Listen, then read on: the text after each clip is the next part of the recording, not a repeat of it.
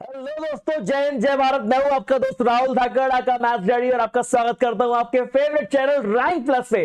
दोस्तों, आज का टॉपिक है 3D ज्योमेट्री। लेकिन मैं आपसे रिक्वेस्ट करता हूं 3D ज्योमेट्री स्टार्ट करने से पहले मेरे वेक्टर्स के सारे वीडियो देख लीजिएगा। जो इस बार का अपडेटेड सिलेबस है उसके अकॉर्डिंग मैं पढ़ा रहा हूं, जो इंपॉर्टेंट है वो पढ़ा रहा हूं। तो आइए बिना देर किए शुरू करते हैं।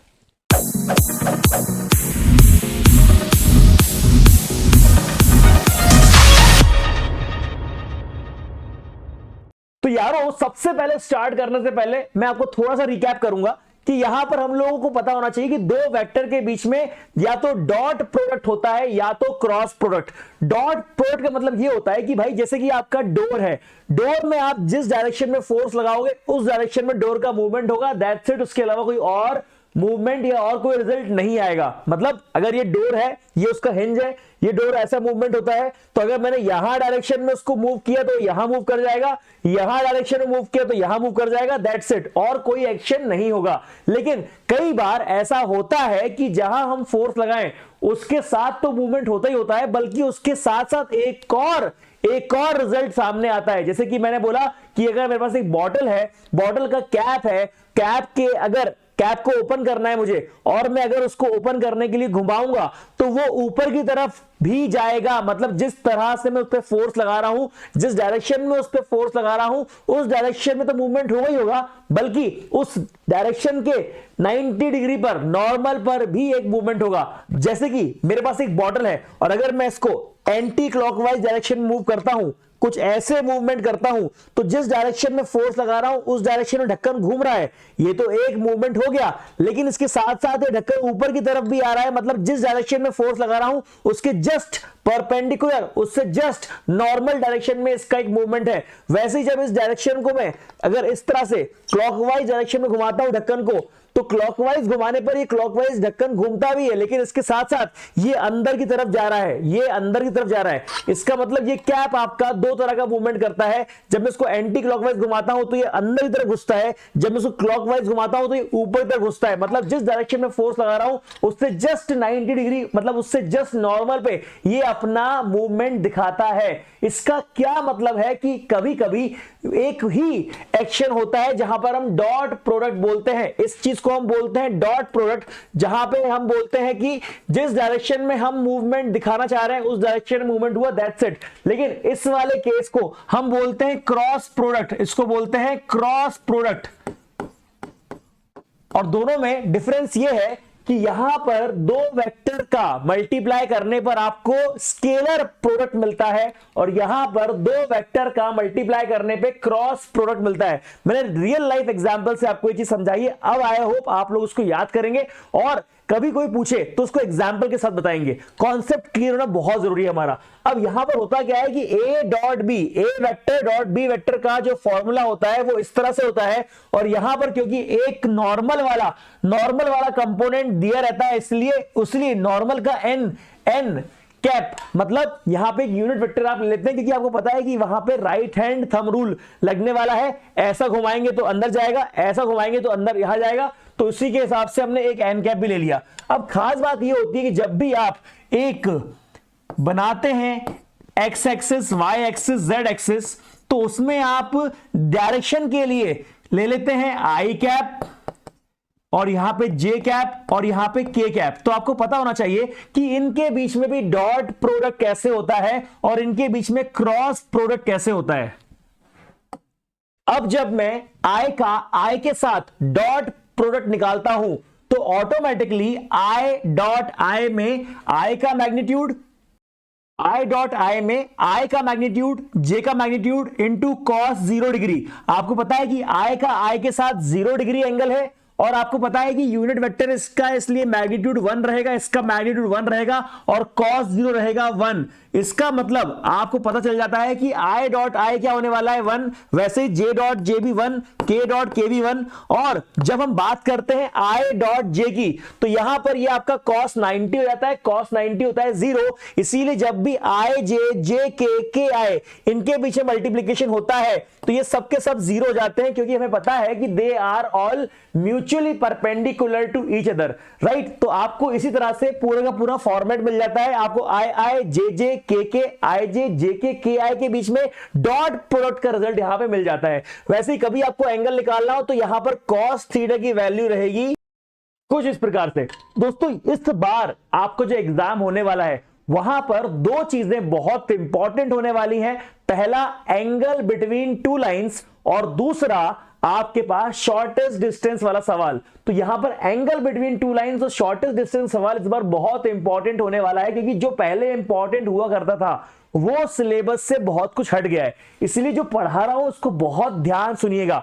वैसे ही जब हम क्रॉस प्रोडक्ट मतलब वेक्टर प्रोडक्ट, ये वो क्रॉस प्रोडक्ट है जिसमें vector into vector is equal to vector मिलता है। यहां पर वो है जो vector into vector is equal to scalar मिलता है, पर यहां पर क्या है, vector into vector is equal to vector मिलता है।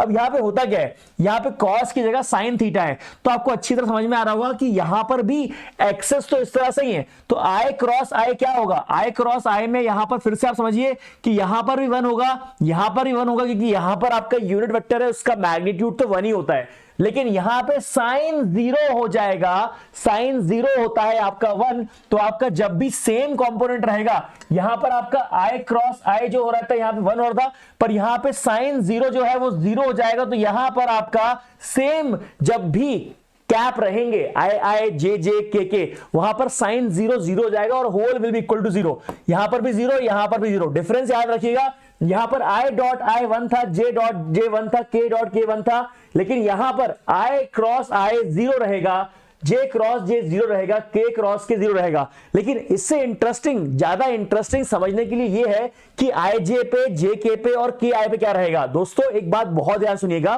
कि जब भी ये आपका एक्सेस है, ये आपका एक्स एक्सेस, ये आपका वाई एक्सेस, ये जेड एक्सेस, जब भी आई क्रॉस जे चलेगा, डायरेक्शन में चलेगा, तो जब भी आप डायरेक्शन ये लगाएंगे तो कहां पे आता है फोर्स, उसके जस्ट परपेंडिकुलर पे आता है। मतलब जब भी आप आई क्रॉस जे करेंगे उसका आंसर रहेगा के कैप। वैसे ही आप जे के करेंगे तो तीसरा रहेगा आई कैप, और जैसे ही आप के आई करेंगे तो उसका तीसरा म्यूचुअली परपेंडिकुलर रहेगा आपका जे कैप। इसको समझने के लिए एक मैं इस तरह से फिगर बना सकता हूं जहां पर ये दिया हुआ है आई, राइट, आई और ये जे और ये के, और यहां पे कुछ इस प्रकार से इसका साइकिल चलेगा। ये देखिए आई क्रॉस जे के, जे क्रॉस के क्या होगा आई, के क्रॉस आई क्या होगा जे। इस तरह से मैंने आंसर लिख दिया। लेकिन बाय चांस अगर ये इस साइकिल के अकॉर्डिंग नहीं रहा,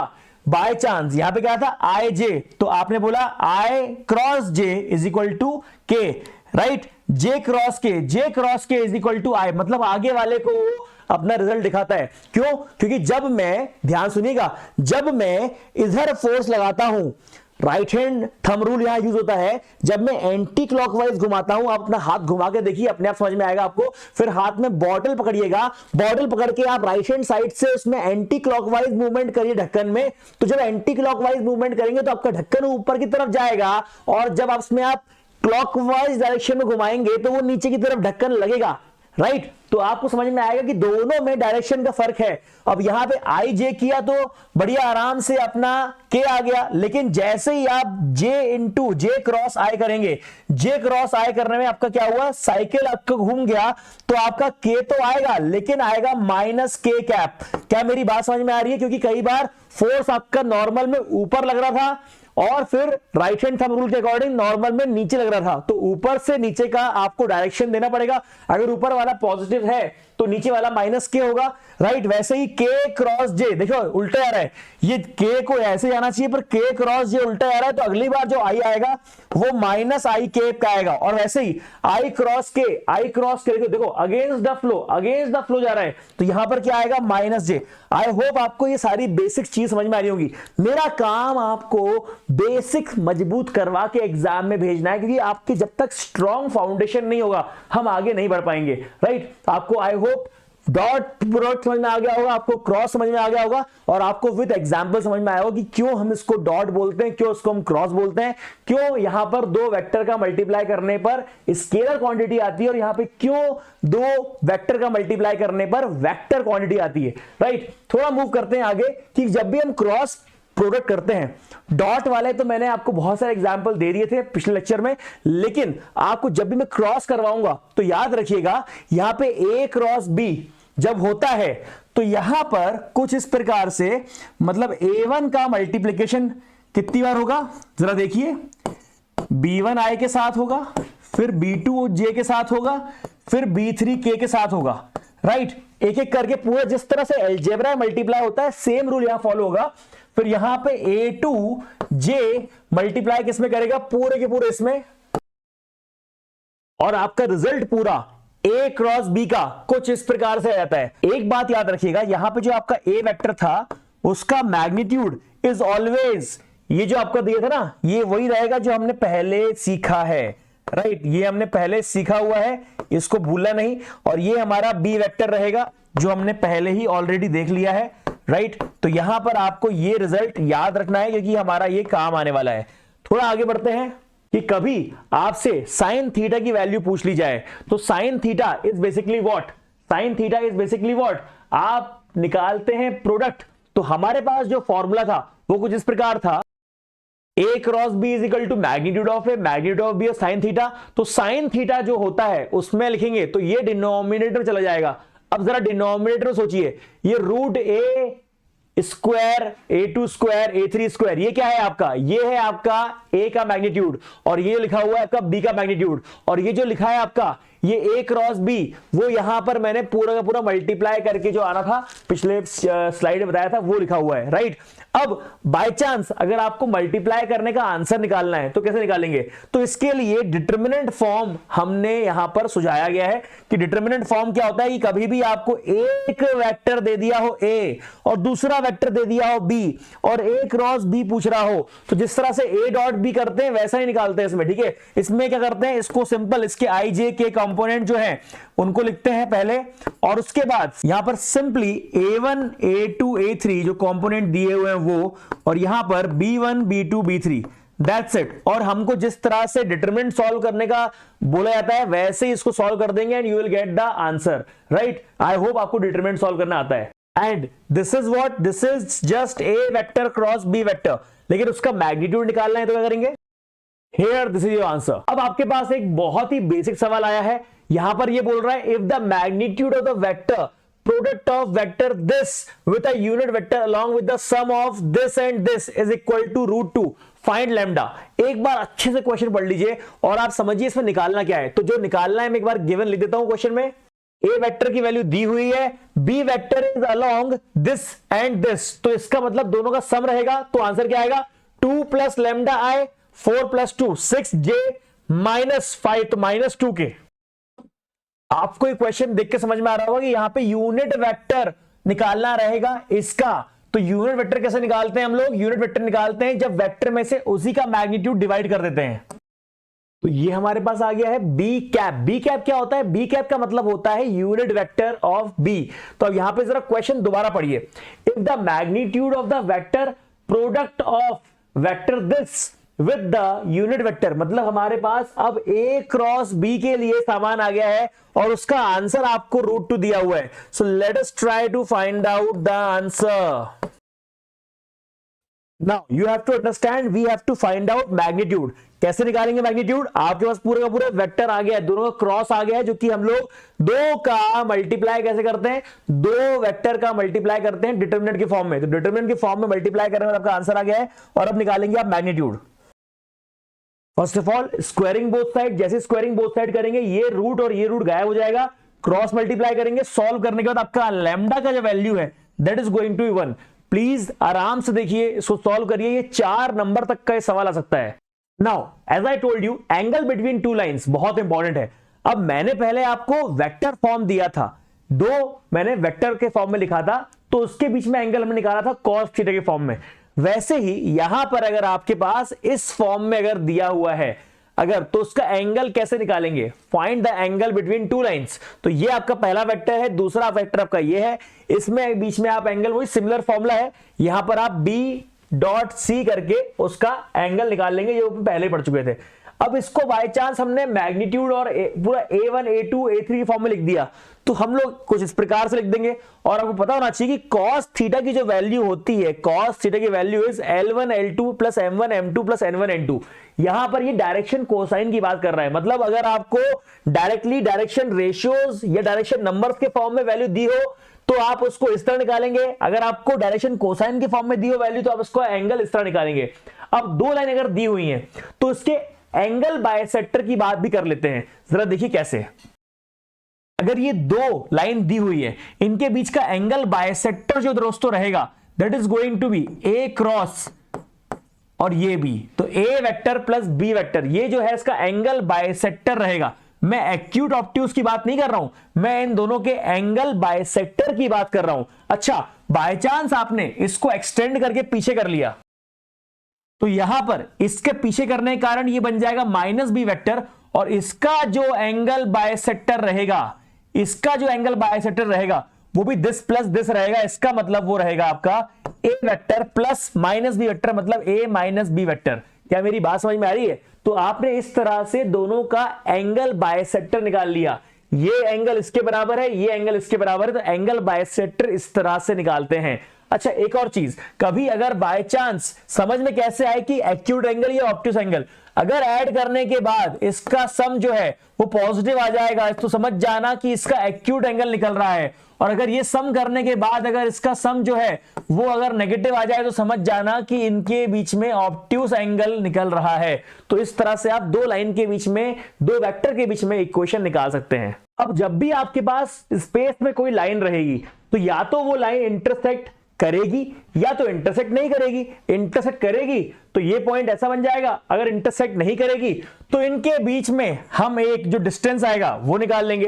तो दोनों की बात कर लेते हैं, अगर ये दो लाइन इंटरसेक्ट करती हैं तो कैसे निकाला जाएगा पॉइंट, देखते हैं। राइट, तो अगर दो लाइन इंटरसेक्ट कर रही हैं तो वो कुछ इस प्रकार से रहेंगी, और अगर बाय चांस दो लाइन पैरेलल है तो उनके बीच का डिस्टेंस क्या रहेगा? राइट, तो दो लाइन के बीच में जो डिस्टेंस है वो हम इस तरह निकाल सकते हैं। पर आपका डाउट होगा कि सर पैरेलल लाइन है, ठीक है, और इंटरसेक्ट कर रही है, ये भी ठीक है, लेकिन आप तो स्पेस की बात कर रहे हो। अगर स्पेस की बात करते हो तो सर यहां पे तो स्क्यू लाइंस भी बनती हैं। अब स्क्यू लाइंस क्या होती हैं? ये स्पेस है, तो एक लाइन अगर ऐसे जा रही है तो दूसरी लाइन ऐसे जा रही होगी। ये देखो आप, ऐसी एक लाइन अगर ऐसी जा रही है तो दूसरी लाइन ऐसी जा रही है। They are non parallel line but they will neither intersect. ये पैरेलल भी नहीं है पर इंटरसेक्ट भी नहीं होंगी। अरे हाँ है ना, ये स्क्यू लाइंस हैं पर ये पैरेलल भी नहीं है पर इंटरसेक्ट भी नहीं होंगी। क्यों नहीं होंगी? क्योंकि ये स्पेस है, यहां पर 2D की बात नहीं चल रही है, 3D की बात चल रही है। ये दोनों आपस में पैरेलल नहीं है और ये आपस में क्रॉस हो जाएंगी और इंटरसेक्ट भी नहीं होंगी। लेकिन कहीं ना कहीं out of infinite point, out of infinite point, एक पॉइंट ऐसा रहेगा जो कि इन दोनों के बीच में शॉर्टेस्ट डिस्टेंस कहलाएगा। वो कैसे निकालते हैं? राइट, तो दिस इज द फॉर्मूला। तो हमारे पास तीन फॉर्मूले हैं। अगर लाइन आपस में इंटरसेक्ट करेगी तो ये है, अगर आपस में इंटरसेक्ट नहीं कर रही है, पैरेलल लाइन है, तो ये है डिस्टेंस का फॉर्मूला। यहां पे डिस्टेंस 0 था इसलिए यहां पे 0 लिखा हुआ है, और यहां पे shortest distance between two skew line. Two skew line मतलब ये स्पेस में मूव कर रही है और आपस में पैरेलल भी नहीं है और टकरा भी नहीं रही है, और जो शॉर्टेस्ट डिस्टेंस है उन दो लाइन के बीच में हमको ये निकालना है। तो ये हमारा फॉर्मूला है। Right, now let's solve a question. अब यहां पे हो क्या रहा है, ये बोलता है shortest distance between the lines whose vector equations are this. Now how to find?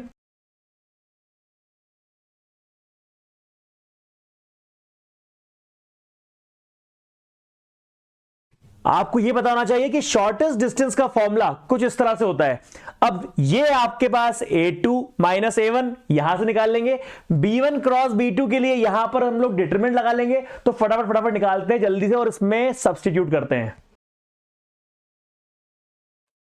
यहां पर आपके पास B1 क्रॉस B2 की वैल्यू आ गई है। अब क्योंकि यहां पर इसका मैग्नीट्यूड निकालना है तो लेट्स फाइंड मैग्नीट्यूड। तो गाइस आई होप आप लोगों से इस तरह के सवाल भी बन जाएंगे, क्योंकि यहां पर सिर्फ और सिर्फ वैल्यू सब्स्टिट्यूट करना है। क्लरिकल एरर सबसे ज्यादा होता है, कॉन्सेप्ट में एरर नहीं आता। तो सबसे पहले आपका सीक्वेंस क्या रहेगा, जो मैंने आज के पूरा वीडियो बनाया, पूरा उसमें फॉर्मूला लिखवाया, फॉर्मेट दिया, पूरा उसको 3 बार लिख के उसको पूरा गो थ्रू कर लो, याद कर लो अच्छे से। फॉर्मूला याद हो गया मतलब 80% काम हो गया। उसके बाद सिर्फ और सिर्फ वैल्यू सब्स्टिट्यूशन काम होता है। क्लरिकल एरर से हमको बचना है, अवॉइड करना है। सो प्लीज मेक श्योर कि इसको अच्छे से प्रैक्टिस कर लें। अगर आपको वीडियो पसंद आया हो तो please like and share. Thank you very much. जय हिंद, जय भारत।